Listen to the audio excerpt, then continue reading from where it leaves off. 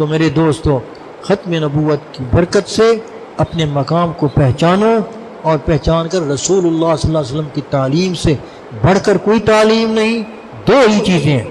اور یہ میں آپ کو مزید آسانی کے طور پر ایک جملہ عرض کہتا ہوں کہ حضور کو سچا نبی اور اللہ کا آخری پیغامبر مان کر قبول کر لو، بس اتنا علم ہمارے لیے کافی ہے، کسی اور علم کی ضرورت نہیں بعد میں۔